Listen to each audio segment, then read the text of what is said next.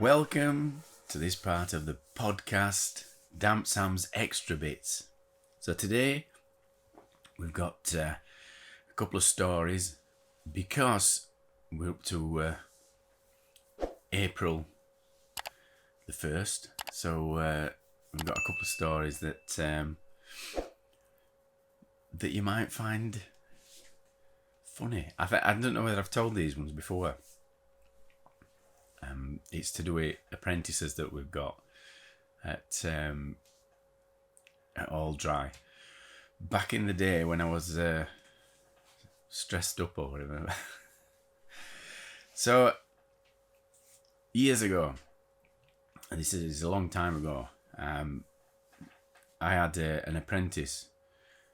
Well, I had two apprentices. This happened to two of them at straight after each other. So when one left, we did the same to other one, and it was mainly for my own amusement. And I think it was, we just got camera phones and stuff. So I just started to post on social media. So if you look on my Facebook, it'll be up there somewhere. And I'd got a lovely young lad who were working for me, and called him Ash, and he were an apprentice plasterer, and he were in his first year, and he were a lovely lad. And in the build up to this, so the week before, I'd been kind of priming him. I know it sounds rude, but it's not like that. So I've been sort of dropping little hints into his subconscious. So I'd been talking about about looking smart on some jobs, and we had normal workwear. So we've got your trousers with the knee pads in. I'd got All Dry hoodies and t-shirts, so we've got it as branding on them. But because we did a lot of plastering back then, the t-shirts tended to get mucky, so you ended up with plaster on them, and so did the hoodies. When you're mixing plaster, it tends to get everywhere, so you got it on your trousers, and then when you're lifting buckets up or you're using an handboard and trowel, you've got bits of plaster outside it handboard. You keep bumping it into your midriff, and you get lines of plaster from your plasterboard stuck to your hoodie, and it can look a mess. So you kind of wear them for a week or whatever, and you might put your next one on, but they can start getting a mess because plaster sticks quite solidly to the hoodie material, and no matter what you do, you try and get it off. When it comes back from wash, there's always white lines and stuff all over. So yeah, a bit like Grandmaster Flash. White lines, don't do it. Or plaster, don't do it. So I'd been kind of priming him and saying, listen, I've got a big job coming up in a few weeks, and it's I think what I said, it was a survey that we got to do. So if we were doing surveys, back then I used to have like a V-neck woolen jumper, and I used to have a shirt on with a tie, and I used to wear trousers. So I used to go quite smart, and I'd been kind of saying to Ash, like, if we go on these surveys, we've got to like be dressed up and smart. And this one day, I think it was dropping on a Friday, and it were April 1st, and obviously Ash were oblivious to what the date was. So he'd just turn up at mine on a morning, and he used to wait outside our house. So he'd stand on step, I know it sounds a bit draconian, but we started at 8 just to get there for 5 or 10 minutes before if he were early, and he'd just wait for me coming out, and that's just what everybody does. So until he got his car where he could sit in, he was set to stand outside our house, and then I'd come out and we'd sort of put stuff into the van from lockup. But this particular day, it were evening when Ash were going home, and I'd said, look, I says, tomorrow, I says, you need to come dressed smart. I says, have you got a shirt and a tie? And he's like, well, no, not really. I mean, like, bless him, we're only 17, and I says, you need your shirt and your tie on. I'd asked him to put a suit on, but he'd not got a suit. He's making me laugh now. He'd not got a suit. Bless him. Not been to many weddings, I don't think, but he had got a shirt and a tie. Oh, sorry, he got a shirt, and I think he had to borrow a tie off his dad. So, and I said, like, listen, tomorrow we've got to go up to Cannon Hall, and I've got to do a job. I said, we can't be going, mucky. We've got to go smart because I want to get this job. So, there's all these, all these people that's like from council and dignitaries and stuff, and I says, and we've got to be really smart. I says, I'll be dressed up. I says, I want you in, a suit, and he'd not got that, so he says, I'll come smart. So I says, you need a tie, trousers, shoes, and I says, but we're only going for the morning. I says, so bring your work stuff in a bag. So make sure you bring your work stuff in a bag.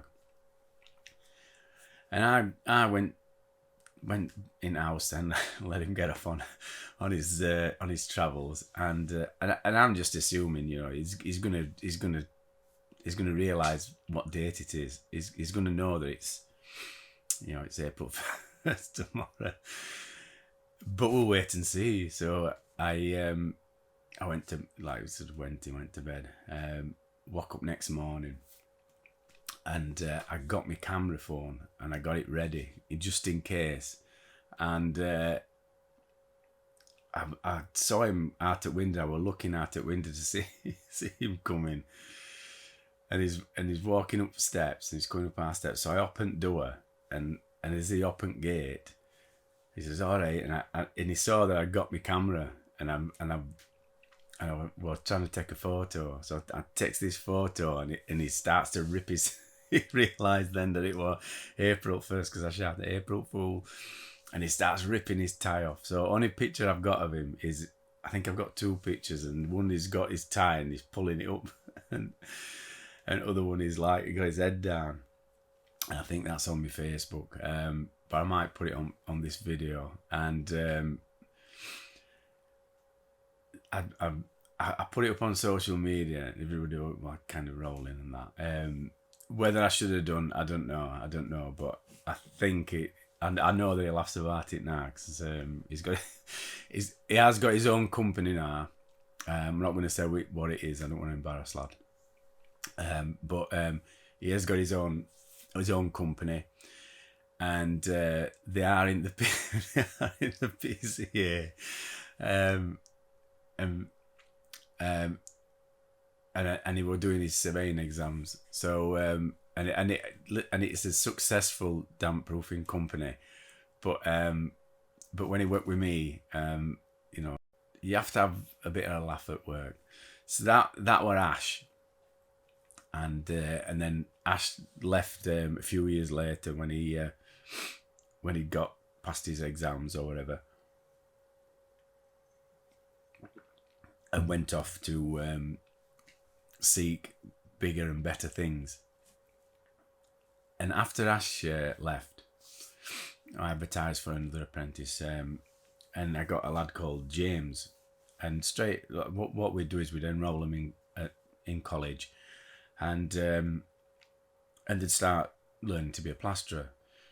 And James had been with me for sort of year after, and again, James, he was quite a shy lad with me. Well, they're all shy with me when they first come. I don't know whether I'm quite intimidating or was quite intimidating. I think I could be up and down.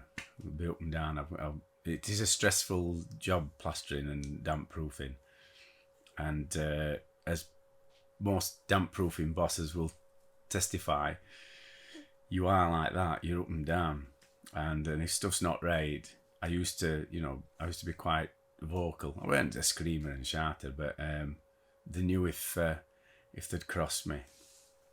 So this time, James came to work, and again, it was that time of year. So so I had to speak to James and said to him, listen, we're working up at Cannon Hall. We're working up at Cannon Hall tomorrow, and I need you to come smart. We've got to wear a suit. Again, probably never been to a wedding in his life. Didn't have a suit, but he'd got a shirt and a tie. Again, they have to wait outside our house while 8 o'clock, and that's when we start. So sit on the wall, and I saw him walking up in between houses.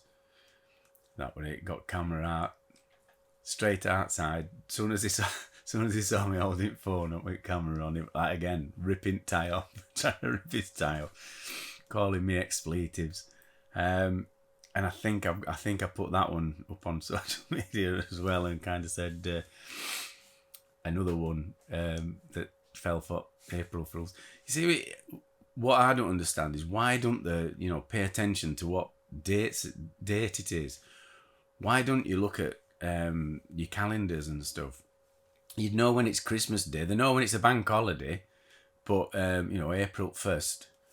April Fool's Day for fools. They don't realise. And what I'd done when I sort of thought this up for Ash, I was racking my brain what I could do, because I knew I could record it on my camera. But what I should have done, I should have actually recorded it rather than doing picture, rather than having a picture. I should have recorded it. I think people nowadays have recorded it. And then obviously James ripped thing off, and I weren't very happy because that they were trying to be cool. They were teenagers, but they were still cool within their circle, and they knew that if it went up on social media, then they'd ever fit. But I don't think I put James's up because I think he were a bit upset. But I put Ash's up. Ash's is up there somewhere, and it was funny. And then years later, there's another who used to be his first apprentice, Lee, who's got his own company that I'm not going to mention. And I think they do it every year. I think it's a rite of passage at their company. Every year they'll have an apprentice and tell them to come in, and they film it, put it on social media. Whether they'll do it now, I don't know, but it's I think to do with HR and bullying in the workplace. I don't think you can do it. Not that it's bullying. It's, for me, it's a bit of fun, and it brings them out of the shell. And it's not like we've chained them to a fence or something like that. Duct taped them up or whatever. Like when I started in '80s that people used to do. But it reminded me when I was thinking about it. The only reason why I'm saying this is because it's we're in March now, but when this goes out, it's probably after. But it's April 1st in a few days, and I have got an apprentice. So watch this space. I think he's a bit more worldly wise, and I think he might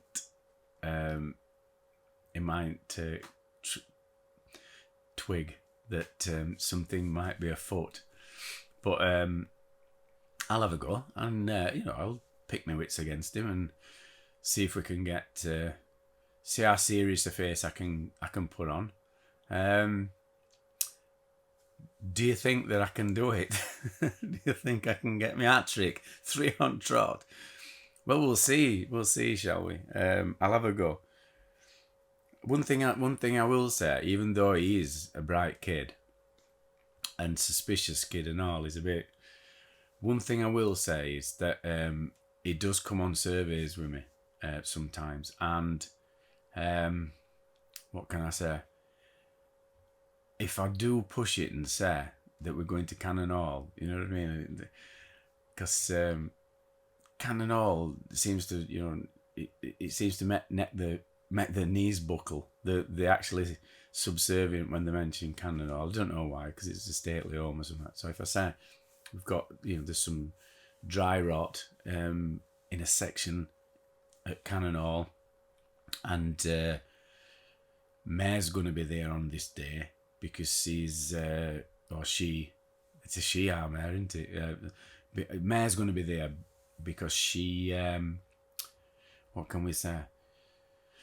She's opening a new wing, and I'll make some up for Cannon Hall wing. It's going to be Deer Wing or something like that.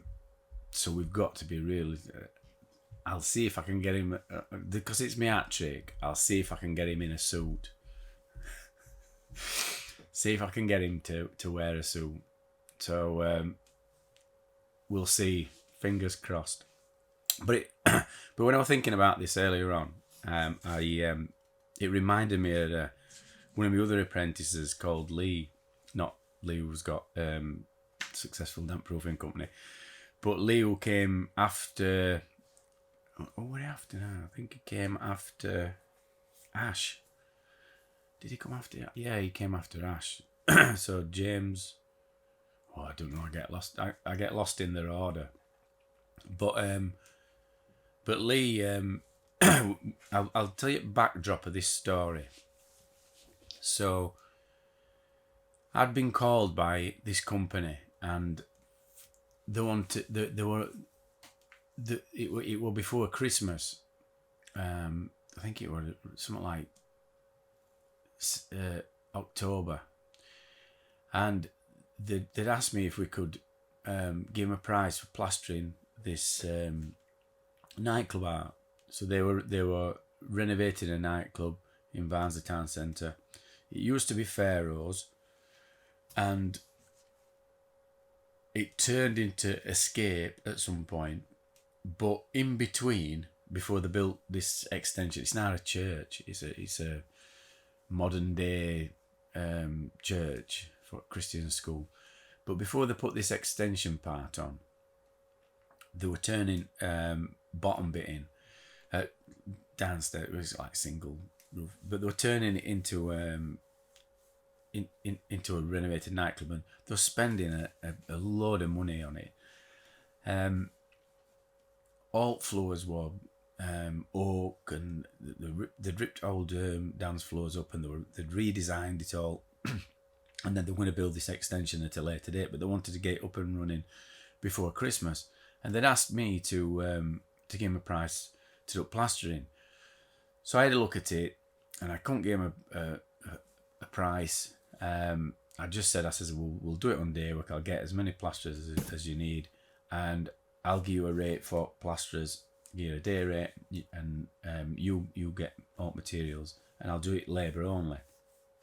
So they said, fine. I gave them rate, and then I knew quite a few plasterers, so I said, can you come and help us with this? And I'd said to these guys, I said, if it's not ready, then we'll still have to charge you, blah blah blah. Yeah, fair enough. So we'd started doing it, and I'd got some lads on there. I think Sid was there, and I think Brody helped us a few days. And then we were there, and there were quite a few of us. But what were happening was sort of these lads were working for me, and then I'd have to sort of bill this company, which were from Birmingham. So I'd end up having to bill them. So they wanted to pay me, every month. which back then I allowed. Now there's no way, there's no way I'd wait a month before getting paid. But I were kind of billing them weekly, and then they were going to give me after a month. And so I'm stressed up because we'd been working there for a while. So I'm shelling out all this money, all this labour only money, and then I've put this bill into this company, and they'd not paid it. So my stress levels are like, we're up here. And this one day, they'd wanted us to plaster this big wall, because they were like, because it were all shop fitting and stuff, so everybody were on site, like busy as hell, and they'd get a section ready, and they said, can you do this? You want this wall plastering or that wall plastering? So we were kind of going, yeah, we'll do this one. So it turns up, and we were doing work at other places as well, damp proofing work. So he turns up this day, and we're all stood waiting around, wait for it opening. It opens up, and we'd got to get this this section done that day. And we turns up, and young Lee had he'd gone to start mixing it bucket and brought bucket, and I was fuming. He'd not just brought one bucket, but he'd not fetched others, and I was fuming, and I was like screaming and I says to him, right, I says, set off walking now. This is it, town centre. I said, set off walking now, get to ours and fetch them buckets. I says, you can fetch them and walk back, because we'd not got time to. I'd not got time to take him in van, pick these buckets up, but and I just like was proper screaming and that, like, stressed up and that, like, get it, go and fetch them buckets. Anyway, poor lad, he did. He set off walking up town centre, down Harbour Hills, up Burton Road to ours, got buckets, all these buckets, and carried them all the way back to where we were working. And I'd just forgot about this. I'd forgot all about it, and my mate kept reminding me about it. But that time, he says, I said, I can't believe he walked all the way there and back. But thinking about it, I'm thinking he'll probably done it for rest. So he did a steady stroll up to our house, picked these buckets up, and a steady stroll back. Probably took him about 2 hours or something. But I don't think you can shout at apprentices now. And I won't do. I won't do now. I'm a lot more chilled. I don't take jobs on that stress me up like that. And it works for my blood pressure. It keeps my blood pressure down. So that's just a couple of stories, a quick couple of stories from site on Damp Sam's Extra Bits, and I hope you enjoyed them. If you've got any questions, if you've got any queries or anything like that, put them in comments, and I'll try and answer them.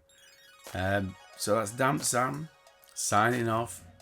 Don't forget, not all damps rising. See you up next then. Ta-da.